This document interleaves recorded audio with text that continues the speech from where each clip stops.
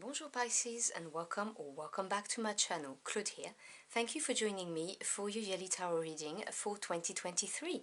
So I hope you are all doing well and that you've had a good December month so far. I'll ask that, as always, please remember those are general readings. They will not resonate with everybody, so take what resonates and just drop the rest. I'm going to be looking at the main energy for each month, doing a wheel tarot spread. I will also be posting your Tarot Birth Cards yearly readings next week, so I suggest that you also check those out to get a more complete picture. So what do my Pisces Querents need to know about the energies of 2023, please?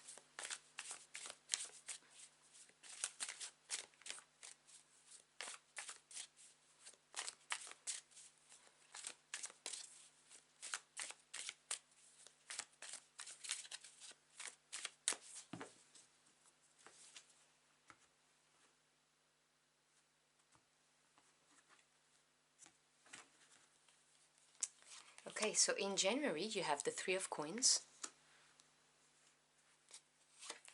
February we have the Seven of Cups. March, the Fool, Major Arcana, really nice energy. April, the Nine of Swords. May, the Two of Coins. June, the Two of Cups. Okay, so we've got twos as a main energy for this quarter. July, the Magician, and you have progression in your Major Arcana, very interesting. August, Ten of Coins. Wow, right next to the Magician, beautiful. Temperance, another Major Arcana. Excuse me.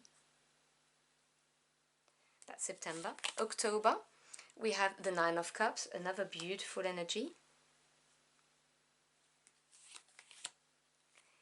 October, the Three of Cups.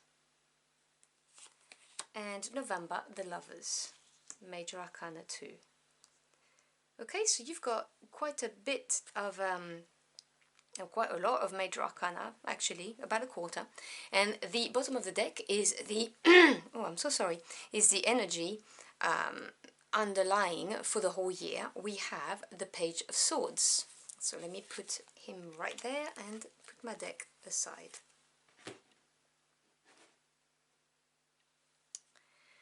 So the first thing I will say to you is that you have some big choices and big renewal energy going on in 2023, which is always nice to see, you know, things moving. You have an absence of wands, which is something I've noticed immediately. Now, wands being the suit of passion, desire, this is something that's, you know, impulses, that kind of energy, and that's not there. It's very much rooted around the cups energy, because you have 1, 2, 3, 4 cups, and you have the coins as well. You've got 2, 3 cards of coins, so it's going to be about your everyday life, whether we're looking at home life and work life, or either. I'm so sorry, or either. And this is going to be about making changes and improvement in that respect. That's what I'm saying, because you only have two for swords. So anyway, let's delve into this. The year 2023 is the year of the Chariot, so it's a year of movement forward. And this is combined for you with the Page of Swords. The pages represents new directions, generally speaking, you know, whether they're coming through, the new direction is coming through a message or not, because they also bring you news and messages. Swords is the mental realm, so it's to do with thoughts, truths, communications, and knowledge. So the Page of Swords is a very inquisitive character. Remember, we're talking about energies here, not genders. So this is about being inquisitive, researching, gaining the knowledge. And I see from looking at the overall picture of your spread that you're going to be looking at, you know, just improving your emotional fulfillment and your everyday life is what I'm getting. And the Page of Swords, the swords suit is an action suit, so this is actively seeking, researching, looking at things in order to get what you want. Now, combined with the energy of the Chariot, which is, you know, the unstoppable will to get through any obstacles that life throws at you, and get to success, and be sure that you will get success, because the Chariot is a card of success. It just needs to be supported by a lot of willpower. So you start your year with the Three of Coins in January. So growth and expansion. Three of Coins is you working on something, making something grow, whether it is at work or at home, as I said, because it's earth energy. It's very much your physical realm, anything to do with your everyday life. The Three of Coins may indicate that during this month, your boss or your leader or your supervisor, whatever the case may be noticing your skill, noticing, you know, the good work that you're doing. It may also indicate a period of time where you work really well collaboratively with your co-workers. If you're at home, you may be renovating where you live, is what I'm hearing, and you can see things moving in the right directions. Things are getting done. So it's a really nice, expensive energy to have around the month of January. It's like you've recharged your batteries over the holidays, is what I'm hearing.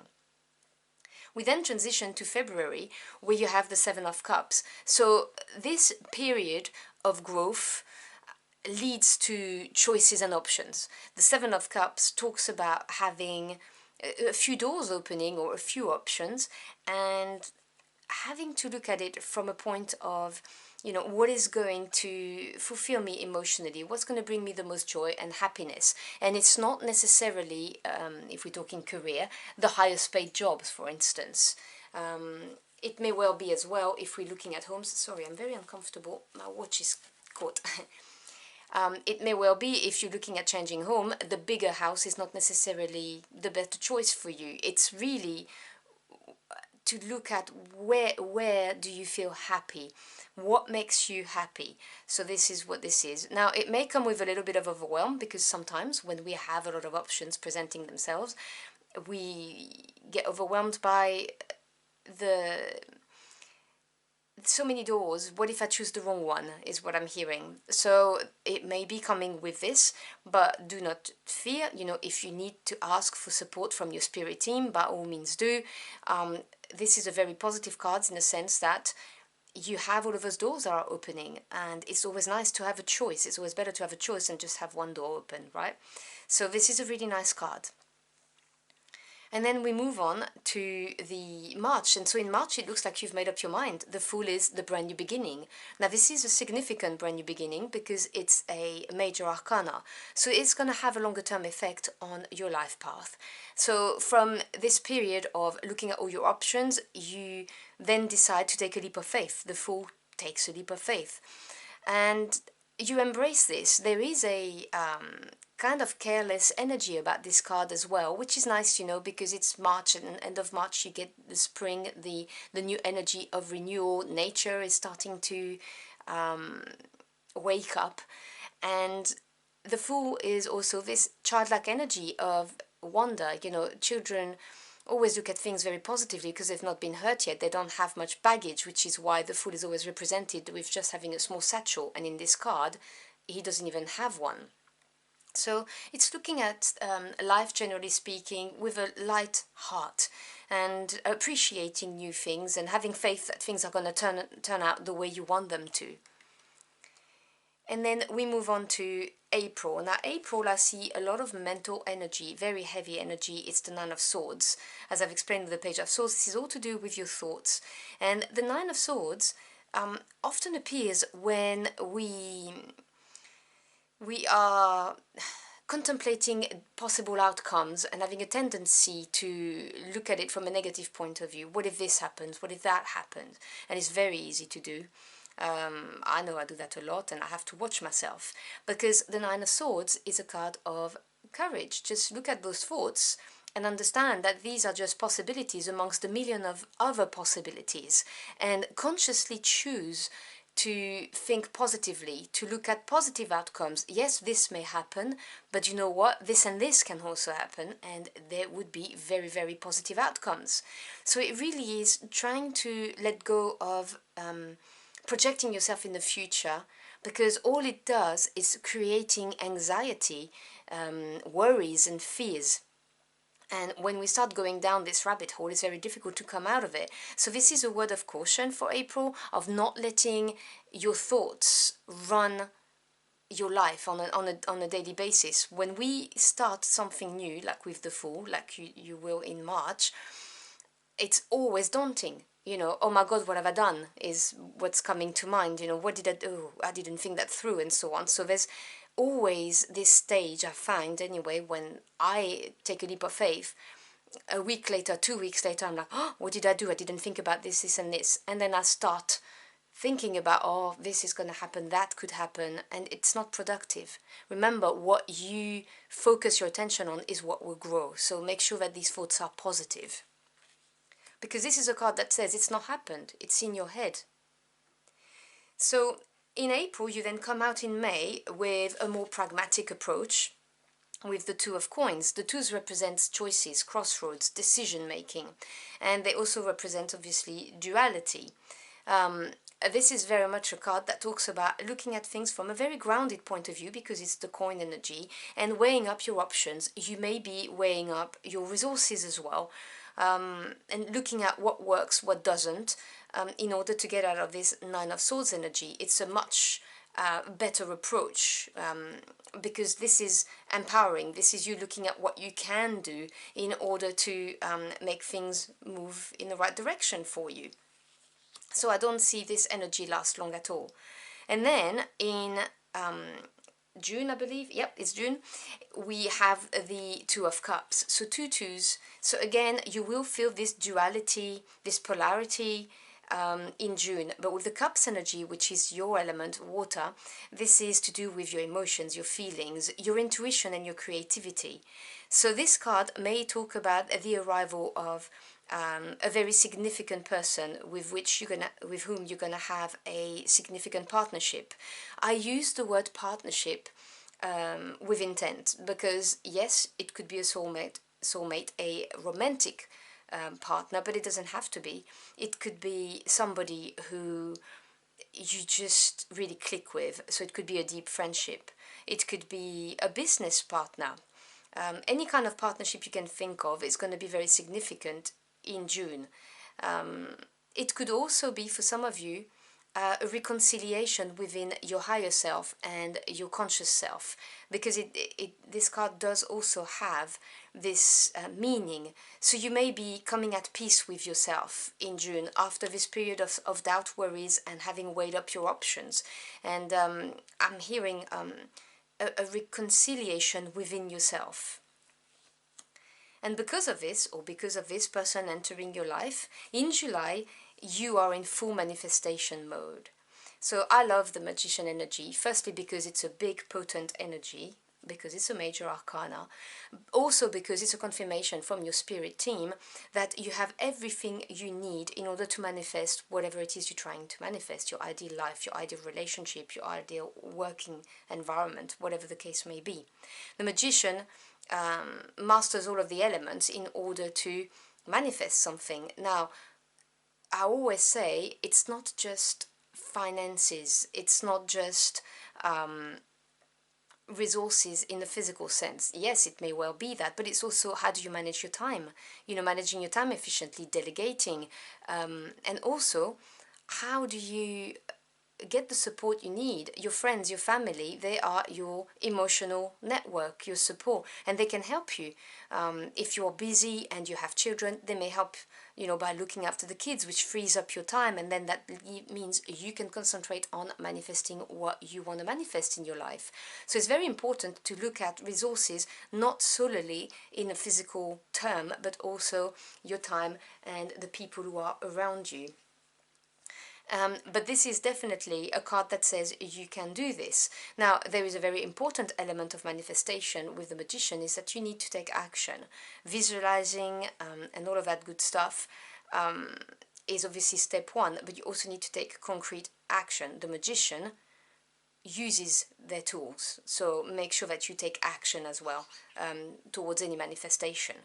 And it looks like you will, because you get the Ten of Coins. Now this is my favorite minor arcana. Sorry, I'm struggling with my words today. And this occurs in August. Right, the end of February, of August is beginning of harvest time, with the Virgo sign coming in. So this is the energy of harvest, big time harvest. 10 is completion, the culmination of the suit. This is, as I've explained, the physical realm. So this is either to do with home or with work life, with your business, with your financial assets. But this is the card of having it all. It's often referred to as the legacy card because it's having so much that you can leave some behind. So this is prosperity, this is abundance. It can be also emotional. It doesn't have to be necessarily financial, because you can feel so happy and fulfilled in your physical realm that you are prosperous and abundant financially and emotionally, if you see what I'm trying to say to you. So this is a beautiful card for that. It may, for some of you, indicate a huge lump of money coming in August, because it can refer to inheritance, gaining money that way. So there could be that, or there could be also a settlement if you have been embroiled in some kind of legal thing, a process. But that's just for some of you. Just generally speaking, this is the card of abundance, the card of, things have really culminated. The hard work you started at the beginning of the year, the Three of Coins, has grown, and it's grown because you have taken a leap of faith. You have considered carefully your options, with the Seven of Cups, from a heart point of view, from a practical point of view, with the Two of Coins, and you've manifested that. And then we move on to Temperance, another major arcana, and that is for September. Now, the energy of Temperance is obviously the energy of moderation, and moderation in everything. So this will not be a month where it's recommended to do things in excess. So that doesn't mean, just, for instance, going spending, but everything in moderation. For instance, do not get burnt out at work, be careful of your energy, do some self-care. There's also the energy of patience. If you're waiting for something, Temperance is just saying everything happens in divine timing. So it is very important that you do not get frustrated during this month. It's a month that's going to be, by the look of things, slightly slower for you, which is good, because we can't always be in go, go, go. It's exhausting if we are. So this is a really nice energy in that respect. And it's funny because I don't often get this message with it, but I do for you, so I will say it. And you may have to put some water in your wine, which we say in France when it means moderate yourself in your way of thinking, and particularly in what you say to people. You may have to be tolerant in this month, is what they're saying. It's for someone out there. Someone had to hear that. As I said, patience, tolerance, in September, sorry. The months. Okay, October, you get your wish fulfilled, however, which is the Nine of Cups. Beautiful energy. The Nine is achievement in tarot. This is having your wish, whatever it is you were trying to manifest, came about with the Ten of Coins, and you are feeling very, very proud of yourself, because with the Nine of Cups there is this idea of being proud of what you have achieved. You have made the right decisions, and you have, emotional fulfillment. You're feeling good. This slower month in September is moving away. You've shown patience. You have been tempered in your actions, words and thoughts, and you get sheer happiness as a reward in October. So that's very, very nice to see. It's also very nice to see that you've got two nines on either end. So at the end of the first quarter, you've got this Nine of Swords, which is heavy energy. And at the end of the third quarter, you have this Nine of Cups, which is sheer enlightenment, happiness. I'm really getting this energy of you being over the moon, is what I'm hearing. And then we have this Three of Cups, so a time to rejoice. As I've explained with the Three of Coins, this is growth and expansion, but in the emotional realm.